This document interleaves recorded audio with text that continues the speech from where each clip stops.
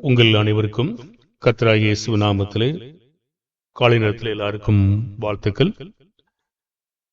கடந்த நாளிலே நாம் தேவனை பிரியப்படுத்துவது எவ்வாறு என்பதை பற்றி நாம் பார்த்தோம். விசேஷமாக நாம் அதில் கொண்ட கருத்தானது பிரிவினை சபைகளில் கிறிஸ்துவின் சபைக்கும் நாம் ஒரு வித்தியாசத்தை காண வேண்டும். பிறகு நாம் இன்னொரு பாடத்தையும் நாம் போதித்தோம். அது என்னவென்றால் விசுவாசம் உள்ளவன் விசுவாசத்தில் பலவீனம் உள்ளவனை நாம் தாங்கி ஏற்றுக்கொள்ள வேண்டும் என்பதை பற்றி நாம் பார்த்தோம். இன்றைக்கு நாம் ரோமர் 14ஆம் அதிகாரம் வாசி கேட்ட வசன பகுதியிலிருந்து யாவருக்குமான பிரசங்கத்தை கொடுக்க இருக்கிறோம். அதனுடைய கருத்தானது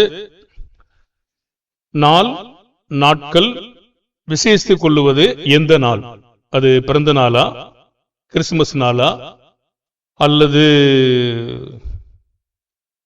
நினைவு நாளா, அல்லது திருமண நாளா, அல்லது வீடு குடியேற நாளா, எத்தனை நாள் இருக்குல்ல, நிறைய நாள் இருக்கு. வேலை கிடைத்த நாள், அடுத்து எந்த ஒரு நாள், இந்த நாளா, எந்த நாளா அவர் சொல்றார். இது பாவமா பாவம் இல்லையா என்பதை பற்றியும் உங்களுக்கு கருத்தை சொல்ல போறோம். நீங்க விரைந்து வசனங்களை வேகமா படிச்சீங்கன்னா அந்த பாடத்தை சீக்கிரமா முடிச்சிடலாம். ஒருவேளை ஒரு முன்பின் ஆகக்கூடிய வாய்ப்பு இருக்கிறது. இப்பொழுது நம்ம அப்போ நீங்க லேட் ஆகும் தெரிஞ்சா நீங்க வேலைக்கு போறவங்களை விட்டுட்டு வந்துடுங்க, சரியாயிடும். ரோமர் 14:12 இங்கு ஒரே கருத்தோட்டத்தில் சொல்லப்படும் 2 வகையான பாடம் என்ன? 2ஆம் வசனத்தை படிங்க வேகமா. ஒருவன் எந்த பதார்த்தத்தையும் புசிக்கலாம் என்று நம்புகிறான், பலவீனனோ மரக்கறிகளை மாத்திரம் புசிக்கிறான். 14ஆம் அதிகாரம் 5ஆம் வசனத்தை படிங்க. அன்றியும் ஒருவன் ஒரு நாளை மற்றொரு நாளிலும் விசேஷமாக எண்ணுகிறான், வேறொருவன் எல்லா நாட்களையும் சரியாக எண்ணுகிறான். அவனவன் தன் மனதிலே முழு நிச்சயத்தை உடையவனாய் இருக்க கடவன். அப்ப இங்க ஒரே கருத்தோட சொல்லப்படும் 2 வகையான பாடம், புசிப்பது, புசியாது இருப்பது. உங்களுடைய பைபிள்ல கவனமா கவனிக்கணும், ஜெபத்தோட அதை கவனிச்சுட்டே வாங்க. இன்னொரு காரியம், ஒருவன் ஒரு நாளை விசேஷமா எண்ணுகிறான், இன்னொருவன் எல்லா நாளையும் விசேஷமா எண்ணுகிறான். உதாரணத்திற்கு நீங்க டிசம்பர் 31 தான் கூடணும் சிலர் நினைக்கிறீங்க. சில அது பிரச்சனை இல்ல, நம்ம எந்த நாளும் நமக்கு தேவன் கொடுத்த நாள், எல்லா நாளும் நன்றி என்று சொல்லக்கூடிய மனிதர்களும் இருக்கிறாங்க. அப்படிதான் பாடம், 2 பாடம் இருக்கு. சரி, அப்ப தேவனுக்காக பாவம் இல்லாத விசுவாச அளவுகளில் 2 வகையினர் யார்?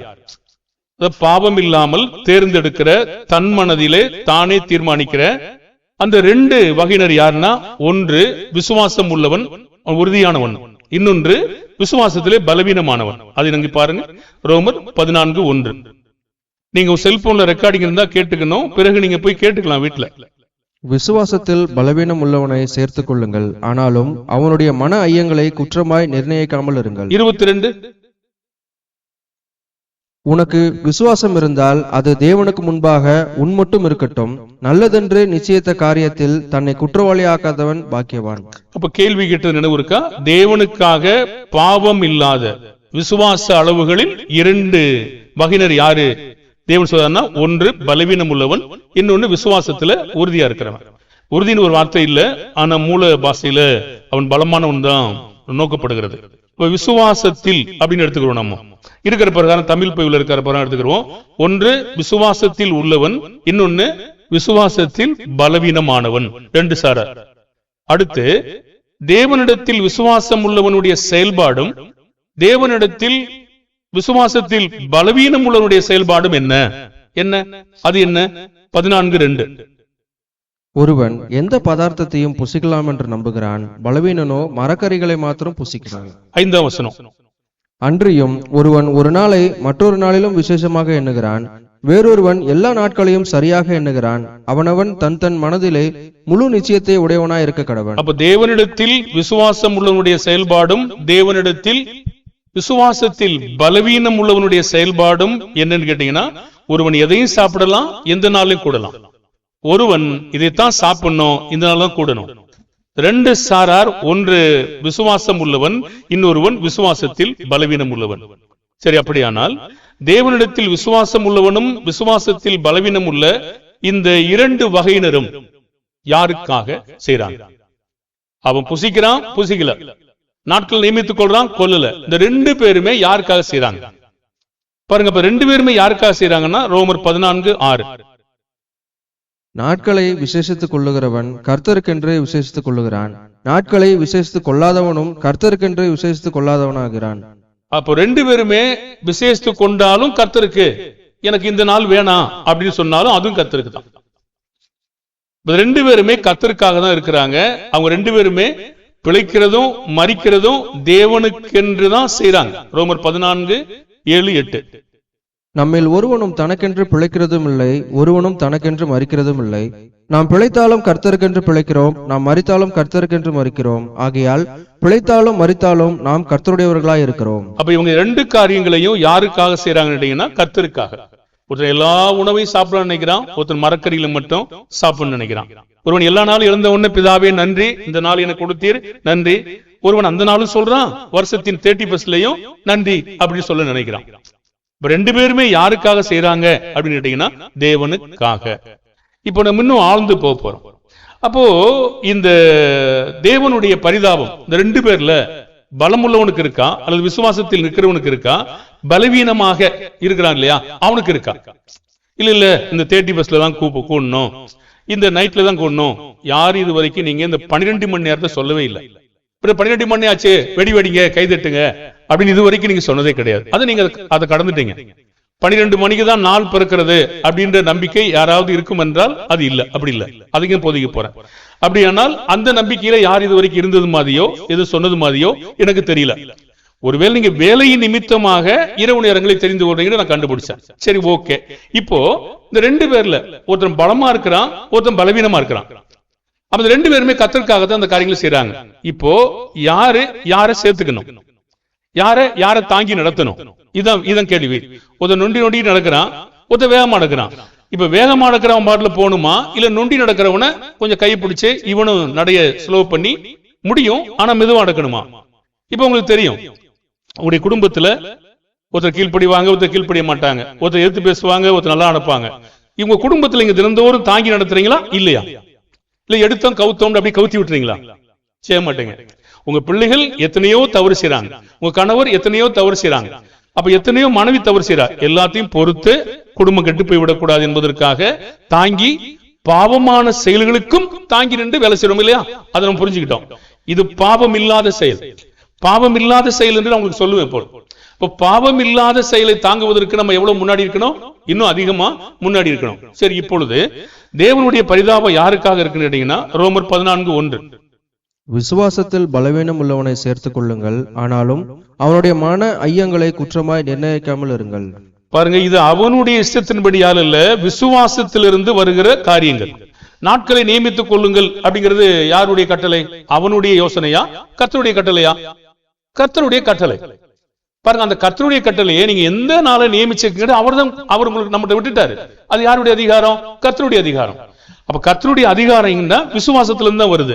அப்ப என்ன சொல்றாருன்னா 14ஆம் அதிகாரம் 1ஆம் வசனத்துல விசுவாசத்தில் பலவீனம் உள்ளவனை சேர்த்துக் கொள்ளுங்கள், ஆனாலும் அவனுடைய மன ஐயங்களை சந்தேகங்களை செய்யலாமா வேண்டாமா அது மாதிரி இருக்கிற காரியங்களை நீங்க என்ன செய்வனா குற்றம் என்று சொல்லாதிருங்கள். அப்போ ரோமர் 15:1 வாசிங்க. அன்றியும் பலமுள்ளவர்களாகிய நாம் நமக்கே பிரியமாய் நடவாமல் பலவீனருடைய பலவீனங்களை தாங்க வேண்டும். அப்ப நீங்க பலம் உள்ளவங்க எல்லா நாளையும் சரியா எண்ணலாம், இப்பெல்லாம் ஒண்ணும் கிடையாதுன்னா பலவீனமா இருக்கிறவங்களை பாவம் இல்லாத செயல்களை நீங்கள் தாங்கிக் கொள்ளுங்கள். தாங்குறதுன்னா உங்க வீட்டுல நீங்க எப்படி நடந்து கொள்றீங்க?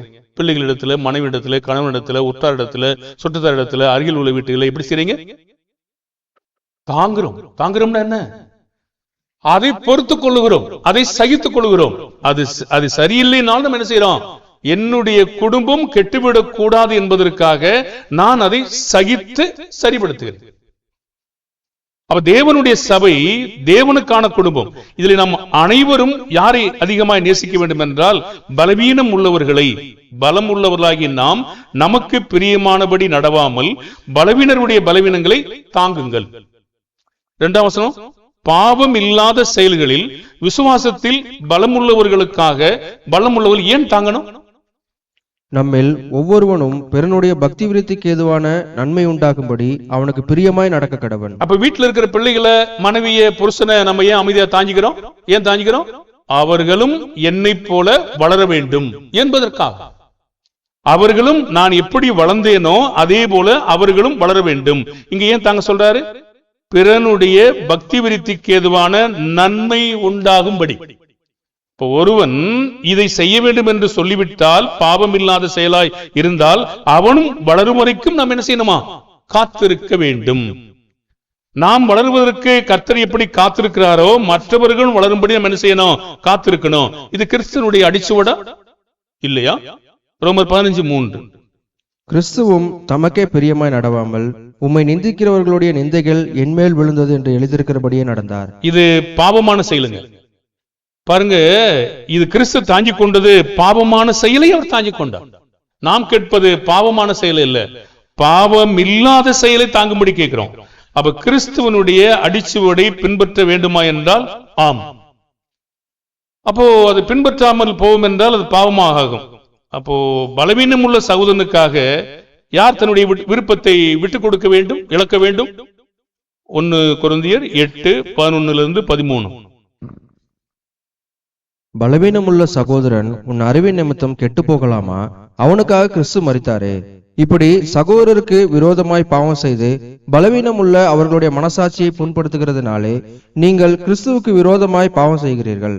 அதனால் போஜனம் என் சகோதரனுக்கு இடரல் உண்டாக்கினால் நான் என் சகோதரனுக்கு இடரல் உண்டாக்காதபடிக்கு என்றைக்கும் மாம்சம் புசியாதிருப்பேன். ஒருவர் இன்றைக்கு சாப்பிட விரும்புறார், எதையோ சாப்பிடுறார், ஆனா சகோதரனுக்கு பிடிக்கல.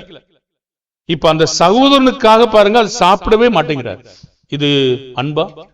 அன்பா? இந்த மாதிரி செயல் நமக்கு இருக்கா? அப்படிதான் இருக்கணும் அப்படின்னு கர்த்தர் விரும்புறார். பாருங்க, எனக்கு பிரியம், நான் சாப்பிடுவேன், அது பாவம் இல்ல. ஆனால் என்னுடைய சகோதரனுக்கு அது இடரலா இருக்கு. என்ன செய்யக்கூடாது? அப்படியானா நீங்க திருப்பி இப்படி கேட்க முடியும். எப்படி கேட்க முடியும்? எனக்கு இந்த மாதிரி இரவுல கூடுது இடரலா இருக்கே. அப்போ நீங்க பலம் உள்ளவங்களா இருந்தா இடறி போக மாட்டீங்க. பலம் உள்ளவங்களா இருந்தா அன்பா இருப்பாங்க. அன்பா இருந்து அவங்களையும் நீங்க தாங்கி அவர்களோடு பின்னாடி வருவீங்க. நீங்களும் பலவீனமா இருந்தா தான் இடறி போவீங்க. அப்ப நீங்க பலவீனமான லிஸ்ட்ல தான் இருப்பீங்களே தவிர பலமுள்ள லிஸ்ட்ல இருக்க மாட்டீங்க. அப்படின்னா கருத்து கேட்டீங்கன்னா, ஒரு கேள்வி கேட்டோம், விசுவாச உள்ளவங்களுக்காக மன்னிக்கணும், பரிதாபம் யாருக்காக இருக்கு கேட்டீங்கன்னா, விசுவாசத்தில் பலவீனமாக இருக்கிற சகோதரன் சகோதரிக்காக இருக்கிறது. அப்ப நம்ம தேவனுடைய முறைமையை பின்பற்ற வேண்டுமா இல்ல மனிதனுடைய முறைமையை பின்பற்றணுமா? ரோமர் 14:1 மனப்பாடமா சொல்லுங்க, விசுவாசத்தில் பலவீனம் உள்ளவர்களை சேர்த்துக் கொள்ளுங்கள் என்று சொல்றார். மறுபடியும் நம்ம கேட்போம், நம்முடைய வீடுகளில் நாம் எப்படி நடந்து கொள்கிறோம்? பலவீனம் அல்லவர்களை கோபமா பேசும்போது தாங்கி நடத்துறோமா? அவரு அவரு சொல்லிட்டு இருக்காரா? 2 பேரும் சொன்ன என்னாகும்? யார் பலவீனம்? 2 பேருமே பலவீனமானவர். யாரோ ஒருவர் அவர்களை தாங்குகிறார், அவர் பலம் உள்ளவர். சரி, ஒரு நாள் வளருவாங்க, நம்ம காத்து இருப்போம். வளர்ச்சி அடையாத மனைவி புருஷனிடத்தில் வளர் நிலைக்காக தாங்கி இருக்கிறாங்களா? இல்ல 2 பேருமே நீ கடி நான் கடி 2 பேரும் கடிச்சிட்டு இருக்காங்களா? என்னாகும்? பிரிஞ்சு போயிடும், டைவர்ஸ்ல போயிடும். அப்ப யாரோ ஒருவர் அங்கிருந்து பொறுத்துக் கொள்கிறார், அதுதான் குடும்பம். அடுத்து பெரிய பிள்ளைகளிடத்துல சிறிய பிள்ளைகள் வளர் நிலைக்காக காத்திருக்காங்களா? சிறிய பிள்ளை, ஒரு பிள்ளை எனக்கு தான் பொருள் வேணுங்குது. அப்பா என்ன சொல்லுவாரு? அவன் சின்னவன், அவ சின்னவ, அவளுக்கு கூட நீ பெரியவ தானே, பொறுத்துக்கிறான், அவளை பொறுத்துக்கிறான். இது என்ன சொல்லுது? இது புரிஞ்சுக்கிட்டோமா? இதெல்லாம் எதுக்கு தேவன் குடும்பத்தை கொடுத்திருக்காரு, எதுக்கு இது வேலை செய்யிருக்கா நம்ம கண்டுபிடிக்கிறோமா?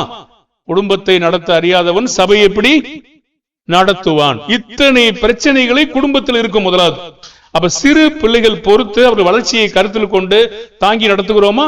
நடத்துகிறோம். வளர்ச்சியில் ஒரு சமயம் முந்தி 30 வருஷத்துக்கு முன்னாடி வந்தவங்க பிந்தி போயிடலாம், பிந்தி வந்தவங்க வளர்ச்சியில முந்தி போயிடலாம். அதுக்கு அவங்களை அற்பமா நம்ம யோசிப்போமா? யோசிக்க கூடாது. யூதர்களுக்கு அப்படி இல்லையா?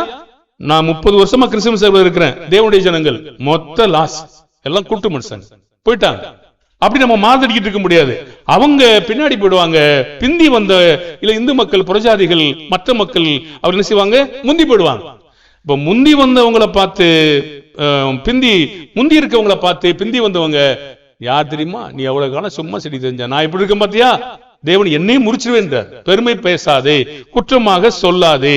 அப்படியானால் குடும்பம் எப்படி இருக்கிறதோ அதே போல தேவனுடைய சபையும் ஒருவருக்கொருவர் பாவமில்லாத செயல்களில் விட்டு கொடுத்து தாங்கி அவர்களை நடத்த வேண்டும் என்று தேவன் சொல்லுகிறார்.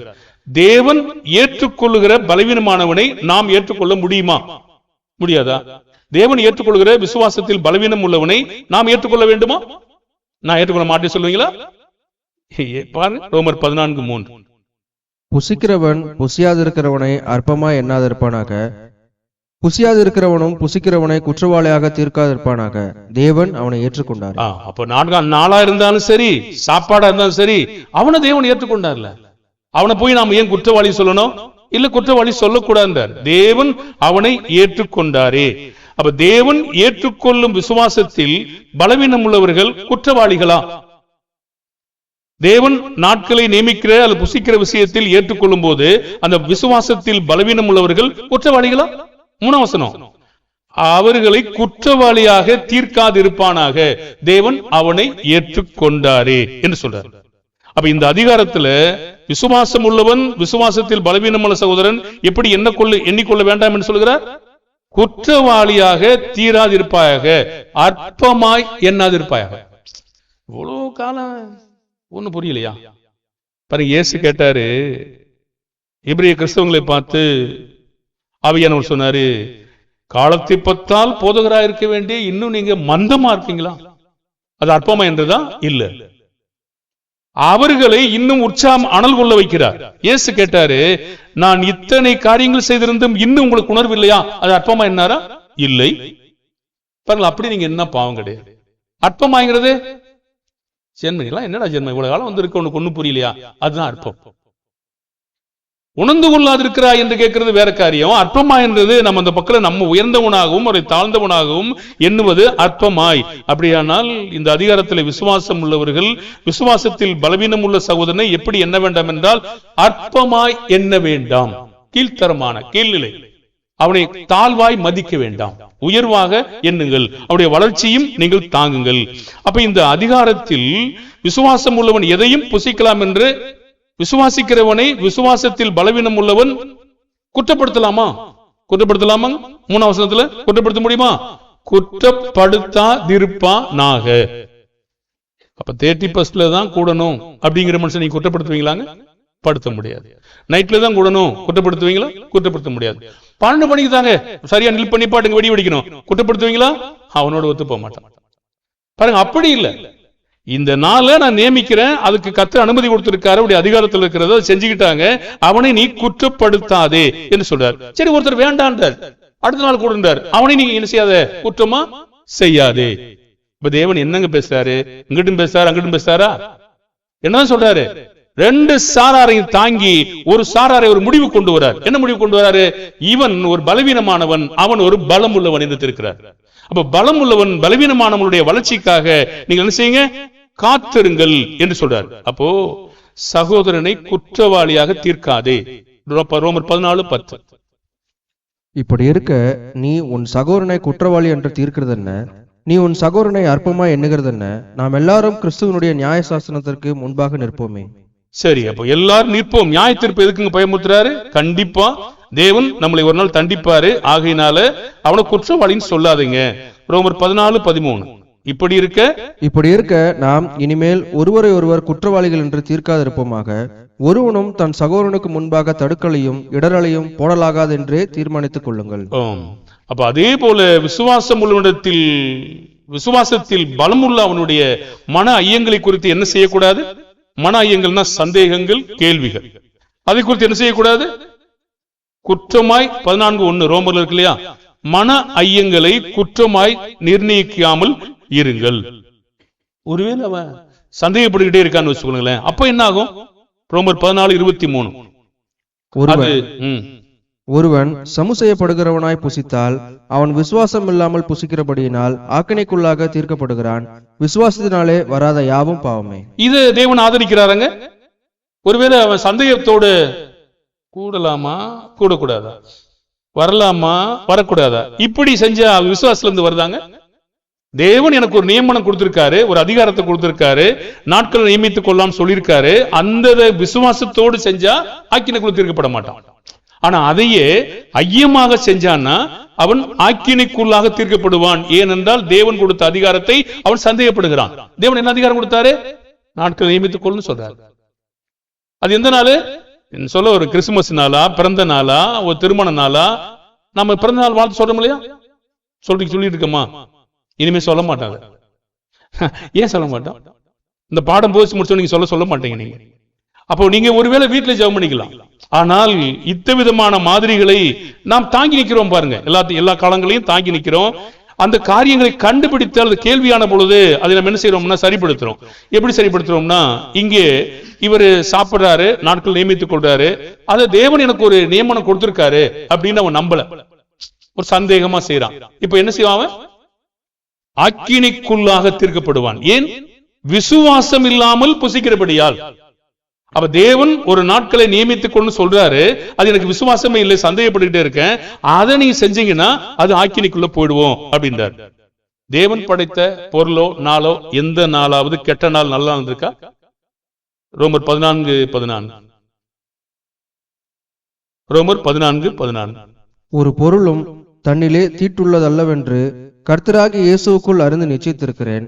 ஒரு பொருளும் தண்ணீர், மன்னிச்சுங்க, தொடர்ந்து படிங்க. ஒரு பொருளை தீட்டுள்ளதென்று எண்ணிக்கொள்ளுகிறவனோ அவனுக்கு அது தீட்டுள்ளதா இருக்கும். பாருங்க, பொருள் தீட்டு கிடையாது, எண்ணிக்கொண்டா எப்படி பொருள் தீட்டாயிடுச்சு? ஒரு பொருள் தீட்டில் என்றார். கண்டிப்பா சொல்றாரு கர்த்தர், ஒரு பொருளும் தன்னிலே தீட்டுள்ளது அல்லவென்று கர்த்தராகிய இயேசு கிறிஸ்துவுக்குள் அறிந்திருக்கிறேன். இப்போ ஒரு பொருளை தீட்டுள்ளது என்று எண்ணிக்கொள்ளுகிறவனோ அது அவனுக்கு தீட்டா இருக்கும்ன்றார். எதை பொறுத்த இது மனசாட்சியை பொறுத்து அமைகிறது என்பது முன்னோடிய பாடத்துல நம்ம என்ன செய்யிருக்கிறோம், படிச்சிருக்கிறோம்.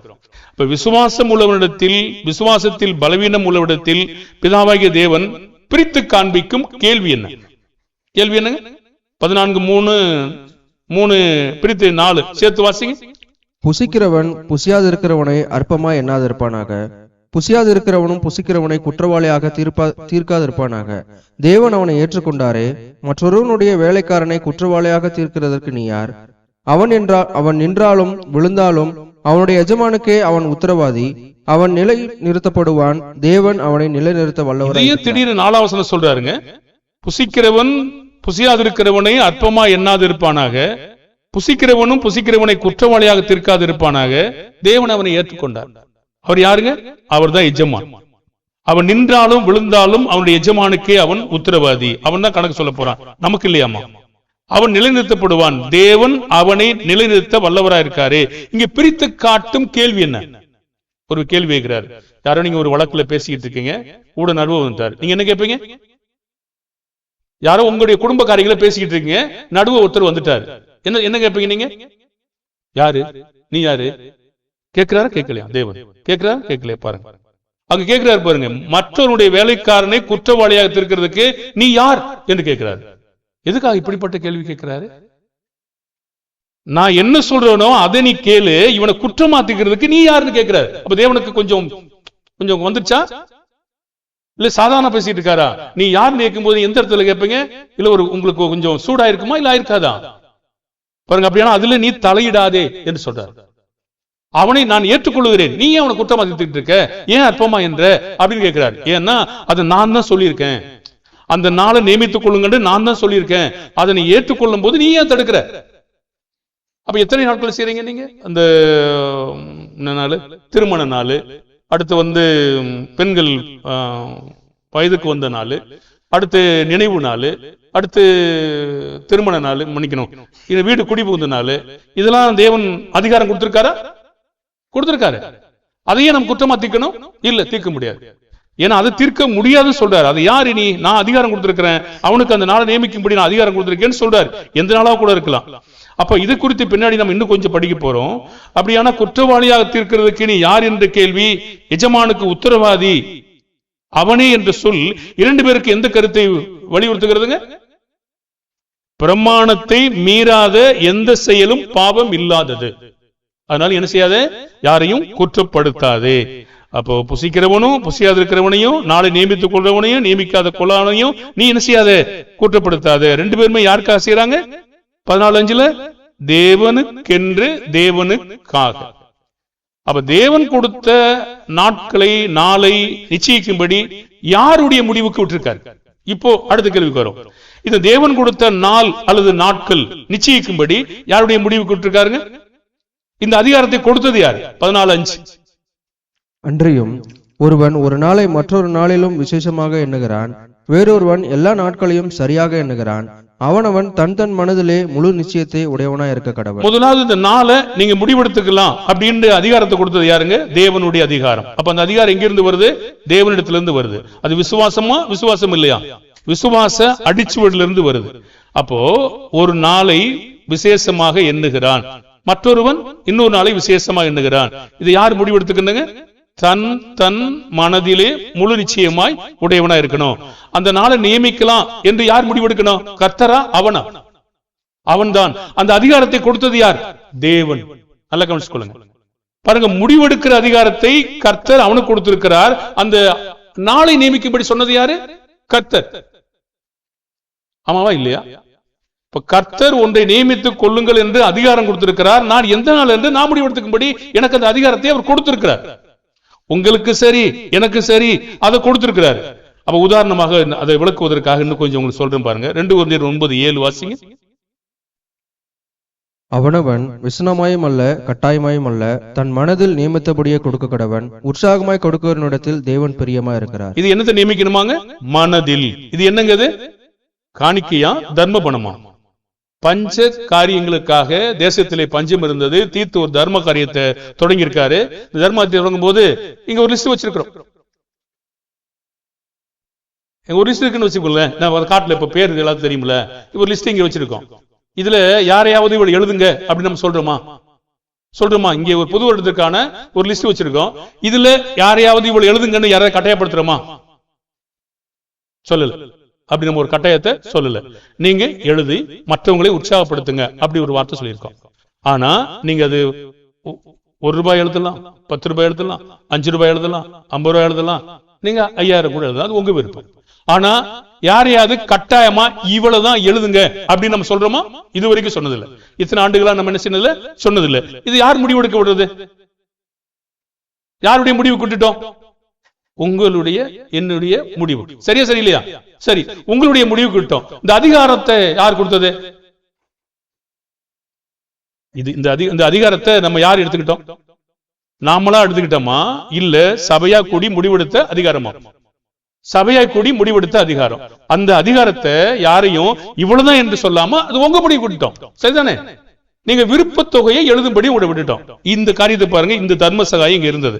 இந்த தர்ம சகாயத்தை தீர்த்து தொடங்கினாரு. இது தொடங்கின பிற்பாடு அவன் நீங்க இதை கொடுக்க போறீங்க, இதை கட்டாயத்துல கொடுக்க வேண்டாம், விசனமாயும் கொடுக்க வேண்டாம், நீங்க உங்க மனதுல என்ன நியமிச்சிருக்கீங்களோ அதை கொடுங்க அப்படின்னு சொன்னாரு. இப்போ ₹1, ₹2, ₹10, ₹5, ₹100, அது யார் முடிவெடுக்கணும்? அவங்க தான் முடிவெடுக்கணும். அதுக்கு யார் விட்டாரு? தேவன். இவங்க சும்மா முடிவெடுத்தாங்களா இல்ல தேவன் அதிகாரம் கொடுத்திருக்காரா? தேவன் அதிகாரம் கொடுத்திருக்கிறார். அந்த அதிகாரத்திலே அவங்க முடிவுக்கு விட்டிருக்கிறார். அப்ப அதுதான் சொல்ற, தன் மனதிலே. இது காணிக்கை பணம் கண்டிப்பா இல்லைங்க. இந்த வசனம் தர்ம சகாய பணி, அதாவது உதவி செய்யறதுக்கான பணி. இது அவங்க தன் மனதிலே முடிவெடுக்கணும். அது சுயமா இல்ல, தேவனே அந்த அதிகாரத்தை அவங்களுக்கு கொடுத்திருக்கிறார். இன்னும் நீங்க 1 Corinthians 7:38 படிச்சீங்கன்னா அதை படிங்க. இப்படி இருக்க அவளை விவாகம் பண்ணி கொடுக்கிறவனும் நன்மை செய்கிறான், கொடாமல் இருக்கிறவனும் அதிக நன்மை செய்கிறான். சரி, விவாகம் பண்ணி கொடுக்கிறவனும் நன்மை செய்கிறான், கொடாமல் இருக்கிறவனும் 2 பேருமே அதிக நன்மை செய்யறாங்க. இப்ப அதிக நன்மை எது? விவாகம் பண்ணி கொடுக்காம இருக்கிறதாங்க அதிக நன்மை. இது இந்த அதிகாரத்தை யார் கொடுத்தது? விவாகம் பண்ணி கொடுக்கலாம், விவாகம் பண்ணி கொடுக்காம இருக்கலாம். இந்த அதிகாரத்தை கொடுத்தது யாரு? நானா இல்ல தேவனா? தேவன். அப்போ இது யாருடைய முடிவுக்கு விட்டாரு? நம்முடைய முடிவுக்கே விட்டாருங்க. இதுதான் நம்முடைய மனதில் நாமளே தீர்மானிக்கிற காரியங்கள். சொந்தமா இல்ல, தேவன் கொடுத்த அதிகாரத்தை நம்ம என்ன செய்திருக்கிறோம்? பயன்படுத்தும்படி நம்ம கொடுத்திருக்கிறோம். அப்போ இப்போ நம்ம கேள்விக்கு வருங்க. இப்ப நியாய இந்த நாட்களை நியமிக்க சொன்னார் இல்லையா, இது நியாயப்பிரமாணத்தில் சொல்லப்பட்ட நாட்களை சொல்லியிருப்பாரா? நாட்கள் சொன்னார் இல்லையா, பண்டிகை நாட்கள் சொன்னார் இல்லையா, அந்த நாட்கள் சொன்னார் இல்லையா, நாட்களை விசேஷித்துக் கொள்கிறவன் கத்திருக்கென்று கொள்கிறான், விசேஷித்துக் கொள்ளாதிருக்கிறவன் கத்திருக்கென்று கொள்ளாதிருக்கான்னு சொல்றார் இல்லையா. இப்ப நியாயப்பிரமாணத்தின் நாட்களா இருக்குமா? சுருக்கமா அமைக்கிறோம், கண்டிப்பா இருக்காது. ஏன்?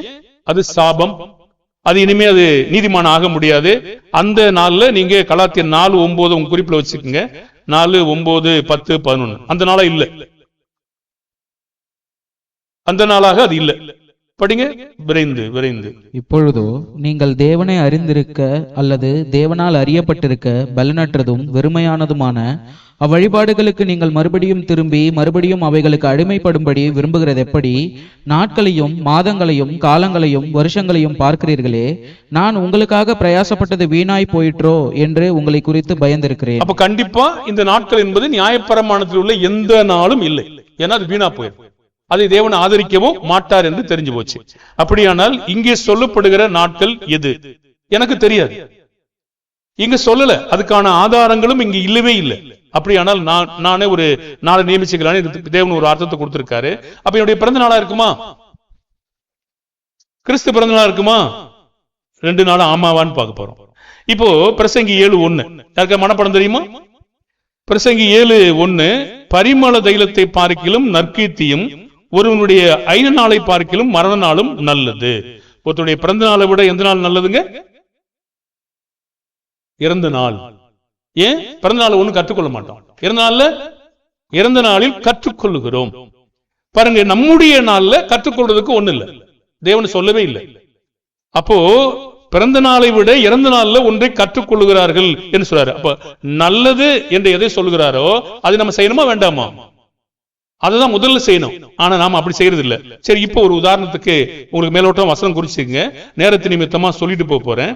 இப்ப பிறந்த நாள் வேதாகமத்துல கொண்டாடி இருக்காங்க, பிறந்த நாளை வேதாகமத்திலே கொண்டாடி இருக்காங்க.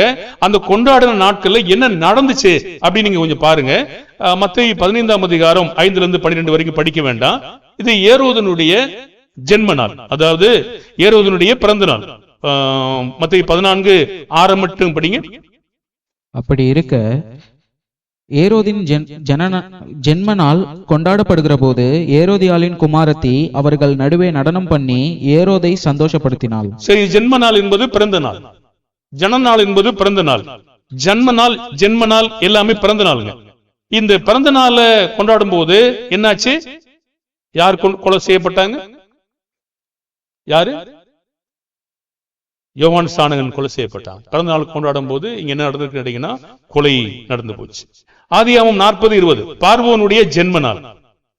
ஆதியாகமம் 40:20 3ஆம் நாள் பார்வோனுடைய ஜென்ம நாளா இருந்தது. அவர் தன் ஊழியக்காரர் எல்லாருக்கும் விருந்து பண்ணி பானபாத்திரக்காருடைய தலைவன் தலைவையும் சுயம்பாயிலுடைய தலைவன் தலையையும் உத்தியோகத்தின் உயர்த்தி பிறகு கொண்டு போட்டாருங்க. நீ கீழே படிச்சு பாருங்க. பிறகு என்ன செய்தாருன்னா கொண்டு போட்டார். அப்போ பார்வோனுடைய பிறந்த நாள் என்ன நடந்துச்சுன்னா கொலை.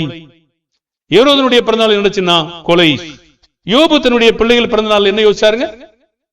யோபு 1:4-5 வாசிங்க. அவன் குமாரர் அவனவன் தன் நாளிலே தன் வீட்டிலே விருந்து செய்து தங்கள் 3 சகோதரிகளையும் தங்களோட போஜனம் பண்ணும்படி அழைப்பார்கள். விருந்து செய்கிற அவரவருடைய நாள் முறை முடிகிற போது யோபு, ஒருவேளை என் குமாரர் பாவம் செய்து தேவனை தங்கள் இருதயத்திலே தூஷிப்பார்கள் என்று சொல்லி அவர்களை அழைத்தனுப்பி பரிசுத்தப்படுத்தி அதிகாலமே எழுந்து அவர்கள் எல்லாருடைய லக்கத்தின்படியேயும் சர்வாங்க தகன பலிகளையும் செலுத்துவான். இந்த பிரகாரமாக யோபு அந்நாட்களில் எல்லாம் செய்து வருவான். சரி, அப்ப யோபு தன்னுடைய பிள்ளைகளுடைய பிறந்த நாளில் என்ன செஞ்சிருப்பாங்க? பாவம் செஞ்சிருப்பாங்கன்னு யோசிச்சார். சரி, ஒவ்வொரு பிறந்த நாளிலும் என்ன நடந்திருக்கிறது? கொலை. நீங்க கொண்டாட போறீங்களாங்க? நீங்க ஏழை மக்கள், நானும் ஏழை மனுஷன். பணக்காரங்களுடைய பிறந்தநாள் நடக்குது திட்டங்கள், கொலை செய்யக்கூடிய, யாரை மோசம் பண்ணலாம், யாரை தூக்கலாம், யாரை கொல்லலாம், இந்த மாதிரி திட்டங்கள் தான் பிறந்த நாள்ல நடக்குது. அது நமக்கு வேணுமா? அப்படின்னா என்னங்க இது வரைக்கும் பிறந்தநாள் வாழ் சொல்லிட்டு இருந்தீங்க, என்னங்க அது? நீங்க என்னைக்கு புரிஞ்சுக்கிட்டீங்களோ அப்ப வேணாம் சொல்லுவீங்களா? இனிமே வேணும்னு சொல்லுவீங்களா நீங்க? அப்போ உங்க லிஸ்ட்ல இருந்து உங்க பேரை நாங்க நீக்கிடுவோம். ஆக இதை பத்தி வேதம் சொல்லல. அப்படியானால் இதை ஆதரிக்கணுமா? இது ஒரு பலவீனமான மனுஷங்களா? இதை நீங்க ஆதரிக்கணுமா? பாருங்க, நீங்க புரிந்து கொள்ளாத வரைக்கும் தேவன் கட்டாயப்படுத்தல. விசுவாசத்திற்கு அதிகாரியா இல்லாதபடி சகாயராக நடந்து கொள்கிறோம். பாவத்தை இல்லாத பொழுது. பாருங்க, அப்படியானால் இதை வேணாண்டவர் சொல்லல, இதை விட இது நல்லதுன்றார். ஒரு திருமணம் பண்ணி கொடுத்தா நல்லது, திருமணம் பண்ணி கொடுக்காம இருந்தா அதை விட நல்லதுன்றார். அன்னைக்கு இருந்த உபத்திரவத்தை விட. அப்ப எது நல்லதுன்னு சொல்றாரோ அதை நம்ம பின்பற்றணுமா வேண்டாமா? ஆமா. அப்ப அதையும் பின்பற்றுவோமே, அது நல்லதுதானே. அடுத்து சரி, அப்போ முடிவாக என்னுடைய பிறந்த நாள் கிடையாதுன்னு பார்த்துட்டோம். அந்த நாளை நியமித்துக் கொள்வது கர்த்தருக்காக இருக்காது. கண்டிப்பா அது பிரமாணத்தின்படி ஆதரிக்கிற செயலாகவும் இருக்காது, நம்ம அறியாமையுடைய செயலாக தான் இருக்கும். அப்ப கர்த்தருக்கு நன்றி செலுத்தலாமான்னா, அப்படியானால் அந்த நாளை நியமிப்பது பிரமாணத்தை மீறுமா? அது நல்லது என்கிறாரா? அப்படியானால் இனி நம்ம என்ன சொல்ல போறீங்க? இது தேவனுக்கு என்று நல்லதாக இருக்குமா? நீங்களே நினைச்சு பாருங்க. ஏன் நான் டக்குன்னு உங்களை அதிகாரத்தோட சொல்ல மாட்டேங்கிறேன்? இது அதிகாரத்தோட போதிக்கிற வேலை இல்லை. இது உங்களை ஸ்ப்ரெட் ஆகி உங்களுக்கு கெடுக்க போறது கிடையாது. இது சும்மா ஒரு பழக்கமா உலகத்தை பார்த்து பின்பற்றிட்டு இருக்க ஒரு வேலையா தான் இருக்க தவிர, விபச்சாரம், பொய் சொல்லுதல், தீங்கு செய்வதல் இதெல்லாம் உடனடியாக கண்டிக்கணும். அது அதிகாரத்தோடு நம்ம சொல்லணும். அடுத்த ஒரு கேள்வி கேட்போம். அப்ப கிறிஸ்து பிறந்த நாளை டிசம்பர் 25 நான் நியமிச்சுக்கிறேன் நன்றி செலுத்துறதுக்கு அப்படின்னு நியமிச்சுக்கிறேன். இது நம்ம சரியா இருக்குமா? இயேசு பிறப்பு நற்செய்தியாங்க? நம்முடைய பிறப்பு நற்செய்தியா சொல்லுங்க. இயேசுனுடைய பிறப்பு நற்செய்தியா? எல்லா ஜனத்திற்கும் மிகுந்த நற்செய்தி. அப்ப அதை போய் நியமிச்சா என்னங்க? என்ன கேள்வி புரியுதா உங்களுக்கு? பாருங்க, நல்லதையும் தீங்கையும் பேசுகிறோம், ரெண்டையும் பேசுறோம். அப்ப அது நற்செய்தி என்றால் ஏன் நம்ம செய்யக்கூடாது? அப்படியானால் இயேசு பிறந்தாரா? ஆமாம். டிசம்பர் என்பது உண்மையாங்க? பாருங்க, அமைதியாட்டீங்களே, தெரியாது. அப்ப அதைத்தான் அந்த நாள் செஞ்சீங்கன்னா உங்களோட ஒத்து போக முடியுமா? சொல்லுங்க, ஒத்து போக முடியாதுல்ல. அப்படி யார் நீங்க செய்யல, அது ஒத்து போக முடியாது, அது பிரமாணத்துல இல்ல. அப்ப இயேசு பிறந்த நாளை நியமித்துக் கொள்ளலாம் என்ற முடிவுக்கு நம்ம விட்டுருக்காரா? அப்படி விடல அவர். அது எந்த நாள்? ஒருத்தர் 25 கொண்டாடுறாரு, ஒரு ஜனவரி 3 கொண்டாடுறாரு, ஒரு ஜனவரி 28 கொண்டாடுறாரு. இது யாருக்கு தெரியும்? யாருக்குமே தெரியாது. இப்ப 2 நாளை பார்த்தோம். 2 நாளும் தேவனுக்கு என்று நாம் நியமித்துக் கொள்ள முடியாது. அதை இங்க சொல்லல. முதலாவது சரி, அப்படியான என்னுடைய திருமண நாள் செஞ்சுக்குங்க. என்னுடைய இறந்த நாள் அது கொஞ்சம் கேள்வி இருக்கு. பிள்ளை பருவமடைந்த நாள் அதை நீங்க செஞ்சுக்குங்க. வீடு குடி போகும் நாள் செஞ்சுக்குங்க. ஆவிக்குரிய பிறந்த நாள் செஞ்சுக்குங்க. வேலை கிடைத்த நாள் செஞ்சுக்குங்க. சத்துருவோடு சமாதானமான நாள் செஞ்சுக்குங்க. இதெல்லாம் செஞ்சா இவங்க யாரு? வளர்ந்தவங்களா குழந்தைகளா? குழந்தைகள். அப்ப குழந்தைகளாவே இருக்க நீங்க விரும்புறீங்களா? பாரு, இது நீங்க உங்க விருப்பத்தின்படி செஞ்சுக்கலான்னு தேவன் அதிகாரம் கொடுத்திருக்கிறார். சொந்தமா இல்ல, இது சுய புத்தி கிடையாது. தேவன் அந்த அதிகாரத்தை கொடுத்திருக்கிறார். அதை நீங்க யாரையும் குற்றப்படுத்த முடியாது, பாவம் என்றும் சொல்ல முடியாது. ஆனால் கடைசி நேரத்தில் எண்ணும் போது என்ன கேட்டீங்கன்னா, நாம இன்னும் குழந்தைகளாக இருக்கிறோம். நான் எல்லா நாளையும் ஒருத்தர் சரியா என்றான், ஒருத்தர் இதுதான் நாள் என்றான். அப்போ அதுல என்ன அர்த்தம் இருக்கு? அப்ப எல்லா நாளையும் சரியா எண்ணுகிறவன் பலம் உள்ளவன், இந்த நாளை மட்டும் எண்ணுகிறவன் அவன் ஒரு பலவீனமானவன். அந்த பலவீனமானவனை சேர்த்துக்கொண்டு நீங்க செல்லுங்கள், ஒரு நாள் என்ன செய்வான்? வந்து வளர்ந்து வருவான் என்று சொல்கிறார். இது வரைக்கும் கிளியரா புரிஞ்சிச்சா? இப்போ ஒரு கேள்விங்க. இப்போ ஒரு கேள்வினா, இப்போ 12 மணிக்கு தான் நியமித்து நன்றி சொல்லணும், அது உகந்ததா? சரி, இந்த நாளை குறித்து உங்களுக்கு நான் சொல்லணும். நாளை குறித்து என்ன சொல்லணும்னு கேட்டீங்கன்னா, இந்த நாள் எப்ப ஆரம்பிச்சது? இன்னும் விவாதங்கள் போயிட்டே இருக்குங்க, யாரு தீர்வு காணவே இல்லை. நாலு ஒருத்தர் சொல்றாரு சாயந்தரம் ஆரம்பிச்சு சொல்றாரு, மனிதங்க சொல்றது சொல்றேங்க, நீங்க தேடி பாருங்க, உங்களுடைய கூகுள் சர்ச்சில் தேடி பாருங்க. ஒருத்தர் சாயந்தரம் ஆரம்பிச்சு சொல்றாரு, ஒருத்தர் நைட் ஆரம்பிச்சு சொல்றாரு, ஒருத்தர் மிட் நைட்ல ஆரம்பிச்சுன்னு சொல்றாரு, ஒருத்தர் காலையில் ஆரம்பிச்சுன்னு சொல்றாரு, ஒருத்தர் இல்ல 3 மணிக்கு தான் ஆரம்பிக்குதுன்றாரு. இந்து மக்களை பாருங்க, வீடு குடியேறும் போது 3:30 4:30 பண்ணுவாங்க, பாத்துருக்கீங்களா? பாத்துருக்கீங்களா? பாக்கலையா? அதிகாலை 4 மணில இருந்து 3 மணிக்கே தொடங்கிடுவாங்க அவங்க. பாருங்க, அவங்க ஒரு லிஸ்ட் வச்சிருக்காங்க. இப்ப இயேசு கிறிஸ்து அதிகாலையில போனாரா? அதிகாலை இருட்டோடு மரியாள் போனாலா? அப்ப ஒரு நாள் எப்ப துவங்குது? நம்ம வச்சிருக்கலாம் கிரிகோரியன் காலண்டர். கிரிகோரியன் காலண்டர் வந்து நைட்ல 12 மணிக்கு துவங்குறதா சொல்லுது. ஆனா ஐரோப்பியாவில வேற ஒரு கணக்குங்க, இன்னும் வேற ஒரு நாள் வேற ஒரு கணக்கு வச்சிருக்காங்க. முஸ்லீம்கள் வேற ஒரு கணக்கு வச்சிருக்காங்க. பாருங்க, ஒவ்வொருவருக்கும் ஒவ்வொரு கணக்கு இருக்கிறது. வேதம் என்ன சொல்லுகிறது இதான் நீங்க பார்க்கணும். இப்போ நீங்க சில வசனங்களை இப்போ வாசிங்க. இப்போ ஆதியாகமம் 1:5 முதலாவது வாசிங்க. தேவன் வெளிச்சத்துக்கு பகல் என்று பெயரிட்டார், இருளுக்கு இரவு என்று பெயரிட்டார், சாயங்காலமும் விடிய காலமுமாகி முதலாம் நாள் ஆயிற்று. ஏன் அது ஏன் சாயங்காலமும் விடிய காலமும் ஆகின்னா என்னங்க? நீங்க ஒண்ணு எது ஆச்சு அப்படின்னு என்ன சொல்லுவீங்க? ஆரம்பிக்கிறது ஒண்ணு இருந்திருக்கு இல்லையா? சாயங்காலமும் விடிய காலமும் ஆகி, விடிய காலமும் சாயந்தரம் ஆகிட்டே சொல்ல, இதான் உங்களுக்கு புரிஞ்சிருக்கா? இதுல இருந்து நீங்க 8ஆம் வசனம் 13ஆம் வசனம் இப்படி ஒரு நாள் படிக்கும்போது படிக்க வேண்டாங்க. சரி, ஒரு நாளுக்கு எத்தனை மணி நேரம்? யோவான் 11:9 எத்தனை மணி நேரம்? இயேசு பிரதியுத்தரமாக, பகலுக்கு 12 மணி நேரம் இல்லையா? ஒருவன் பகலில் நடந்தால் அவன் இந்த உலகத்தின் வெளிச்சத்தை காண்கிறபடியால் இடர மாட்டான். ஒரு நாளைக்கு எத்தனை, ஒரு பகலுக்கு எத்தனை மணி நேரம்? 12 மணி நேரம். சரி, ஒரு நாளின் துவக்கம் 12 மணிலிருந்து ஆரம்பிக்கிறதா? பொழுது விடிவதிலிருந்து ஆரம்பிக்கிறதா? இரவு ஆரம்பிக்கிறதா? அதிகாலை 3:30 ஆரம்பிக்கிறதா? சூரியன் உதிக்கும் போது ஆரம்பிக்கிறதா? ஒவ்வொன்றும் எப்ப ஆரம்பிக்கிறது? அப்போஸ்தலர் நடவடிக்கைகள் 2:14-15. அப்போஸ்தலர் 2:14-15 கொஞ்சம் சீக்கிரமாக. அப்பொழுது பேதுரு 11 கூட நின்று அவர்களை நோக்கி உரத்த சத்தமாய், யூதர்களே, எருசலேமில் வாசம் பண்ணுகிற ஜனங்களே, நீங்கள் எல்லாரும் அறிந்து கொள்வீர்களாக, என் வார்த்தைகளுக்கு செவி கொடுங்கள். நீங்கள் நினைக்கிறபடி இவர்கள் வெறி கொண்டவர்கள் அல்ல, பொழுது விடிந்து 3ஆம் மணி வேலையாய் இருக்கிறதே. சரி, இப்போ இந்த சம்பவம் உங்களுக்கு தெரியும். என்ன தெரியும்னா, அந்நிய பாஷை பேசிட்டு இருக்காங்க, சில மக்கள் பரியாசம் பண்ணிட்டு இருக்காங்க. நம்ம என்ன பார்த்துட்டு இருக்கோம்? ஒரு நாள் எப்போ துவங்குது? ராத்திரி 12 மணியா, காலையிலையா, சூரிய உதயத்திலையா, 3:30க்கா, அல்லது சாயந்தரமா, இல்லது நடுராத்திரியா, எப்போ துவங்குது? அதான் பார்த்துட்டு இருக்கோம். அப்போ உங்களுக்கு அதை பார்த்து கிளியர் ஆயிடுச்சுன்னா நீங்க அந்த நாளையை விட்டுருவீங்க. பார்த்துங்க, ஒண்ணுமே தெரியல, இது எதுக்குங்க நம்ம கூடிக்கிட்டு இருக்கோம், இது என்ன பெரிய தொல்லையான நேரமா இருக்கு, இது எதுக்குன்னு உங்களுக்கு புரிஞ்சிடும். சரி, இப்ப நான் சொல்றேன். இவரு இங்க பேசும்போது என்ன பேசுறாருங்க? அந்த மக்கள்கிட்ட பேசும்போது என்ன பேசுறாருங்க? பொழுது விடிந்து எத்தனை மணி வேலை இது? ஒரு நாளைக்கு எத்தனை மணி நேரங்க? 24 மணி நேரம். சரிதானே? பகலுக்கு எத்தனை மணி நேரம்? 24, 12 மணி நேரம். இரவுக்கு 12 மணி நேரம். இப்ப பொழுது விடிந்து 3ஆம் மணி வேலைன்னா என்னங்க? காலை 9 மணி. என்ன மணி? பொழுது விடிந்து 3ஆம் மணினா பொழுது விடிந்ததுல இருந்து கணக்கு பண்றாங்க. பொழுது விடிந்ததுல இருந்து 1, 2, 3 அப்படின்னா 6, 7, 8, 9. அப்ப 9 மணி, காலை 9 மணி. 9 மணிக்கு இவங்க குடிச்சு வெறி கொள்ள முடியாது அப்படின்றார்.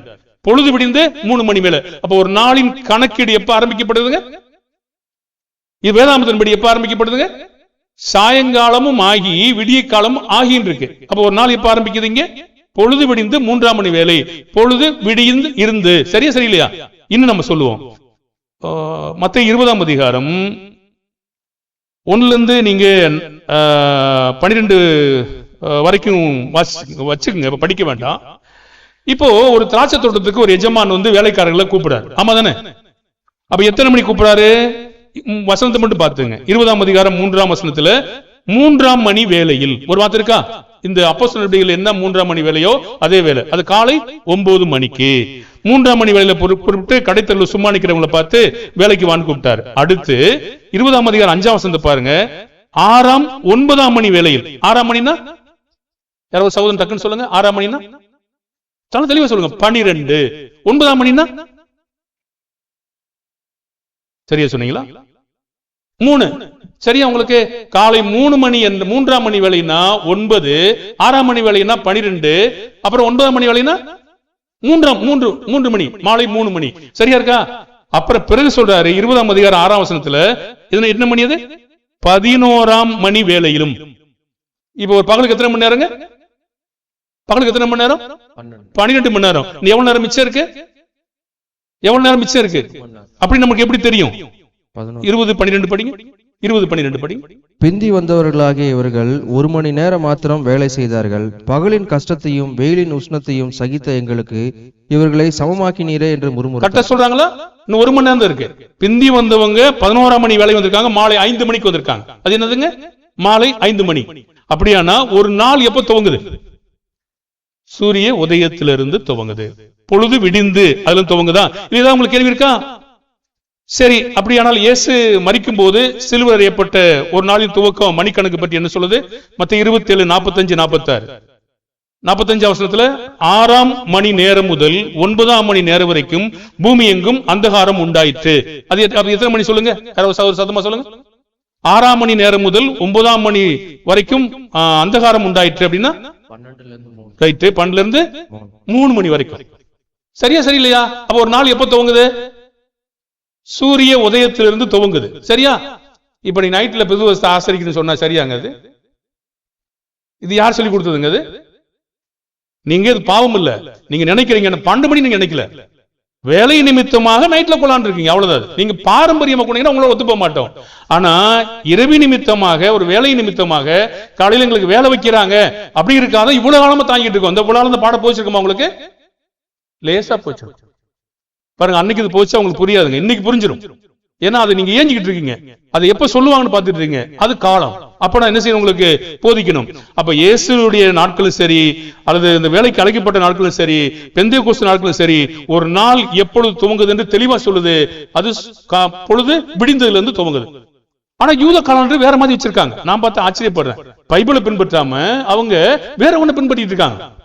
நீங்க ஆராய்ச்சி பண்ணி பாருங்க, உங்க செல்போன் எத்தனை செல்போன் இருக்கு, இதெல்லாம் அவங்க சொல்றதை விட நீங்க வேதத்துல என்ன சொல்றதுதான் பார்க்கணுமே தவிர இதை தெரிஞ்சு வச்சுக்கலாம் நீங்க. அடுத்து யோவான் 20ஆம் அதிகாரம் 1ஆம் வசனத்துல, அந்த வாரத்தின் முதல் நாள் காலையிலே அதிக இருட்டோடே மகதலால் மரியாள் செய்றாங்க, கல்லறைக்கு போனாங்க ஒரு வார்த்தை இல்லையா? அப்ப வாரத்தின் முதல் நாள் அதிகாலை இருட்டோடே, சூரிய உதயம் தானே பார்த்தோம். அப்புறம் அதிகாலை இருட்டோட சூரிய உச்சிருக்காது, அப்ப வெளிச்சம் வந்திருக்காது, ஆனா சூரிய உச்சிருக்குமா? காலையில் படுத்திருந்தோட வெப்பம் வருதா? காலை அதிகாலை நேரங்கள்ல திடீரென்று உங்களுக்கு வெப்பம் வருதா? ஒரு 3 மணி 4 மணி போல வெப்பம் வந்து உணர்ந்திருக்கீங்களா? உணரலையா? எங்க குளிர் தான் உணர்ந்திருக்கிறேன், எனக்கு தெரியும் நல்லா வெப்பம் வரும். அப்பவே சூரியன் உதிச்சிருக்கு, நமக்கு தெரியல. ஆனா இங்க பொழுது என்ன செய்யல, வந்து இங்க நமக்கு வெளிச்சம் வரல, ஆனா இருக்கணும். அப்ப என்ன சொல்றாருங்க? அதிகாலை இருட்டோடே. ஒரு வார்த்தை இருக்கா? வாரத்தின் முதல் நாள் காலையில் அதிக இருட்டோடே. இப்ப முதல் நாள் ஆயிடுச்சு, ஆனா இன்னும் வெளிச்சம் வரல, ஆனா இருட்டு இருக்கு, ஆனா சூரியனை பத்தி எதுவும் பேசல. புரியுதா உங்களுக்கு இது? அப்ப என்ன சொல்றது? அப்ப அதிகாலை இருட்டோடே என்பதற்கு நெருக்கி அப்பவே ஆரம்பிச்சிருக்கிறது நமக்கு தெரியுது. 1 ராஜாக்கள் 18ஆம் அதிகாரம் 26ஆம் குறிப்பில் வச்சுங்க. அது என்னட்டீங்கன்னா, எலியா காலத்துல காலை தொடங்கி மத்தியானம் வரைக்கும் அந்திப்பலி செலுத்தி நேரமட்டமாக சன்னதம் ஓதிக்கொண்டே இருந்தார்கள். ஒரு வார்த்தை இருக்கு. சங்கீதம் 55:17 படிங்க. இப்ப கொஞ்சம் ஒரு வார்த்தை படிச்சு முடிச்சிருவோம். நம்ம பாடத்தை நெருக்கி வந்துட்டாங்க. அந்தி சந்தி மத்தியான வேளைகளிலும் நான் தியானம் பண்ணி முறையிடுவேன், அவர் என் சத்தத்தை கேட்பார். அந்தி சந்தி மத்தியான வேலை, யாராவது ஆங்கில பேர் வச்சுக்கீங்களா? இல்லையா? Evening and morning and at noon என்று வார்த்தை இருக்கு. அந்தி சந்தி அப்புறம் மத்தியானம். பாருங்கப்பா, அப்ப இது வரைக்கும் சந்தினா உங்களுக்கு என்ன தெரியல? சந்தினா என்ன? சந்தினா காலை, மார்னிங். அப்புறம் அந்தினா மாலை, மத்தியானம்னா நூன். பாருங்க இருக்கா? அப்ப ஒரு பகலுக்கு இத்தனை வேலைகள் இருக்கிறது. அப்போ ஒரு நாள் எப்ப ஆரம்பிக்குதுங்க? ஒரு நாள் சூரிய பொழுது விடியும் போது, அதிகாலை எப்போ அது விடியுதோ, அதுக்கு நமக்கு தெரியாம கூட இருக்கலாம். அப்போ ஒரு நாள் நினைச்சு ஆரம்பிச்சிருச்சு. இப்ப கேள்வி கேட்கிறோம். அப்படியானால் இது நீங்க கவனமா கவனிங்க. இப்ப கேள்வி மட்டும் கேட்கிறேன், வசனம் சொல்லல, எல்லாத்தையும் நான் சொல்லிட்டேன். இரவில் 12 மணிக்கு நாள் தூங்குகிறது என்றால் தேவனுடைய வார்த்தைக்கு நீங்கள் செல்கிறீர்களா, அல்லது கிரிகோரியன் காலண்டருக்கு நீங்க போறீங்களா? இரவில் 12 மணிக்கு தான் ஒரு நாள் துவங்குது என்று ஒரு சொல்லி நீங்க ஆசரிச்சீங்கன்னா, நீங்க தேவனுடைய வார்த்தைக்கு வர்றீங்களா, அல்லது கிரிகோரியன் காலண்டருக்கு செல்றீங்களா? காலண்டருக்கு தான் செல்றீங்க. உலகம் என்ன சொல்றதோ அதுக்கு போயிட்டு இருக்கீங்க. அடுத்து, நான் அறிந்திருக்கிறபடி இது வரைக்கும் யாரும் 12 மணியை சொல்லவே இல்லைன்னா முன்னாடி சொல்லிட்டேன். அப்படி யார் இது வரைக்கும் சொன்னதும் இல்ல, என் காதுல கேட்டதும் இல்ல. அது எனக்கு அதுக்கு சந்தோஷத்தை இருக்குது. அப்படியானால் நாட்களை நியமிப்பது தேவனுக்கு நன்றி சொல்லலாமா? 4 நாட்களை நியமித்து தேவனுக்கு நன்றி சொல்லலாமா? தாராளமா சொல்லுங்க. ஆனால் அது இரவு 12 மணி என்று நியமிக்கலாமா? அல்ல. நீங்கள் உலகத்திலிருந்து வெளியே வரவில்லை, அப்படிப்பட்டவங்களோட ஒத்து போக முடியாது, அப்படிப்பட்டவங்களோட செய்யக்கூடாதுங்க. அப்படியானால் 12 மணி அல்ல, வேலை நிமித்தமாக இரவில் கூடலாம் என்றால் ஒத்து போலாமா? தாராளமாக. அவர்களை நீங்கள் ஆதரியுங்கள். அவர்கள் 12 மணி வேண்டாம், அந்த நாள் எனக்கு பிரச்சனை இல்லை, ஆனா வேலை நிமித்தமா நன்றி செலுத்த அந்த நாள் கூடுறேன் அப்படி சொன்னா அதுல ஒத்து போங்க. அதுல எந்த பிரச்சனையும் உங்களுக்கு கிடையாது. அப்போ நாம் 31ஆம் தேதி இரவில் அல்லது எந்த இரவிலாவது தேவனிடத்தில் கூடுவோம் என்றால் ஒத்து போலாமாங்க? 31ஆம் தேதி இரவாதான் சரி, அது எந்த இரவாதான் சரி, நீங்க எப்ப வேணா குடிக்கணும்னு சொன்னா ஒத்து போலாமா? ஒத்து போலாம், அது பிரச்சனை இல்லையே உங்களுக்கு. அது என்ன பிரச்சனை? எந்த இரவும் சரி, 31ஆம் இரவும் சரி, எந்த இரவும் நீங்க போங்க, அதுல ஒண்ணும் கிடையாது. ஆனா இந்த இரவில் தான் கண்டிப்பா நன்றி செலுத்தணும்னு சொன்னா நம்ம என்ன சொல்லுவோம்? நீங்க உலகத்துல இருந்து வெளியே வாங்க, அப்படித்தான் நம்ம சொல்லுவோம். அப்ப நாளை நியமித்து எந்த பகலில் நன்றி செலுத்தலாமா? எந்த பகலிலும் நன்றி செலுத்தலாமா? எந்த இரவிலும் நன்றி செலுத்தலாமா? தாராளமா. என்ன பிரச்சனை உங்களுக்கு? ஒரு பிரச்சனை இல்லை. குறிப்பாக வருஷத்தின் முடிவான இந்த நாளில் நாம் நன்றி செலுத்த வேண்டும் என்று யார் சொல்லுவாங்க? பலவீனரா பலவீனர்களா? வருஷத்தின் முதல் நாளில் இந்த நாள்ல தான் நன்றி செலுத்தணும் அப்படின்னு சொல்றவங்க பலம் வாய்ந்தவங்களா பலவீனமானவங்களா? பலவீனமானவங்க. அப்போ இருந்த போதிலும் பாரம்பரியமாக இல்லாமல் 12 மணி இல்லாமல் பகலில் வேலை நிமித்தமாக இரவில் நன்றி செலுத்த வேண்டும் என்ற விசுவாசத்தில் பலவீனரை விசுவாசத்தில் உறுதியாய் எல்லா நாட்களையும் சரியா என்ன தேவன் என்ன சொல்றாருங்க? அவங்களை எப்படி தீர்க்கக்கூடாதுங்க? குற்றவாளியாக அற்பமா எண்ணாதிருங்கள், அவர்களை நீங்க என்ன செய்யுங்க? சேர்த்துக் கொள்ளுங்கள். இந்த பாடத்துல உங்களுக்கு கிறிஸ்துமஸையும் சொல்லிட்டேன், உங்க பிறந்த நாளையும் சொல்லிட்டேன், நைட்டு இரவு 12 மணி சொல்லிட்டேன், காலண்டரை பத்தி சொல்லிட்டேன். உங்களுக்கு ஏதாவது குழப்பமா இருந்தா என்ன திரும்ப கேளுங்க. இந்த ஒரு முறை கர்த்தருக்கு சித்தமானாலும் அவங்க வளர்ற வரைக்கும் நம்ம என்ன செய்யணும்னா அவங்களோட நைட்ல கூடுவோம். அது நீங்க ஒத்து போவீங்கன்னு நினைக்கிறேன். இந்த வசனத்தை கேட்ட பிற்பாடு தேவன் பலவீனமானவங்களுக்கு தான் ஆதரவு தர்றார். ஆனா அவங்க 12 மணி தான் சொன்னாங்கன்னா ஆதரிக்க மாட்டார். 31ஆம் தேதி மட்டும்தானா அதை ஆதரிக்க மாட்டார். அப்படி இல்லை, எந்த இரவா சரி பிரச்சனை இல்லை. ஆனா இப்ப நம்ம அவங்களுக்காக ஒத்து போவோம். நான் வரும் நாட்களில் அவங்களை புரிந்து கொண்டாகணும். அந்த புரிந்து கொண்டு மற்றவங்களை சத்தியத்தை அறிந்து கொள்ள வேண்டும் சொன்னால் நம்ம இன்னும் என்ன செய்வோம்? அவங்களுக்காக உலகத்திலிருந்து வரும்படி நம்ம என்ன செய்வோம்? அவங்களுக்காக போதிப்போம். இப்ப நம்ம என்ன புரிஞ்சுக்கிட்டோம்? இந்த முறை நம்ம கத்துஸ்தமானால் இரவிலே என்ன செய்யறோம்? நம்ம கூடுகிறோம். ஒருவேளை அவங்களே புரிஞ்சுக்கிட்டு இவங்களை அறிக்கையிட்டு பகல்ல கூடாலும் பிரச்சனை இல்ல, இரவுல கூடாலும் பிரச்சனை இல்ல பிரதர், எப்ப வேணாலும் கூடலாம் அவங்களே சொன்னாங்கன்னா நம்ம அதை மாத்திக்கோங்க. புரியுது அவங்களுக்கு? அவங்களே சொன்னவங்களே இல்ல இப்ப நாங்க புரிஞ்சுக்கிட்டோம், நாங்க அதை மாத்திக்கிறோம், இப்போ நாங்க விளங்கிட்டோம்னு சொன்னா என்ன செய்வோம்? நம்ம திரும்ப இன்னும் உங்களுக்கு நிறைய போதிக்கிற போதனை இருக்கு, இன்னும் புரிஞ்சுக்கிறதுக்கான போதனையா இருக்கலாம், நம்ம போதிப்போம். கர்த்தர் என்ன செய்வாருங்க? ஆசரிப்பாரு. அப்ப கிறிஸ்துமஸ் நியமிச்சுக்கிறீங்களா நீங்க? பாவம். அப்படி ஒரு நாள் இல்லவே இல்லை, அதுக்காக நீங்க செய்யவே முடியாது. அவர் எல்லா நாளையும் சொன்னவரு பஸ்கா நாள் அந்த நாள் சொன்னவர் சொல்லிருக்க மாட்டாரா? அவர் வேணாம்னு நினைக்கிறார். நாம அதை போய் செய்யணும். அப்படி தேவையில்லை. கர்த்தர் உங்களுடைய கவனத்தை ஆசீர்வதிப்பார். நன்றி.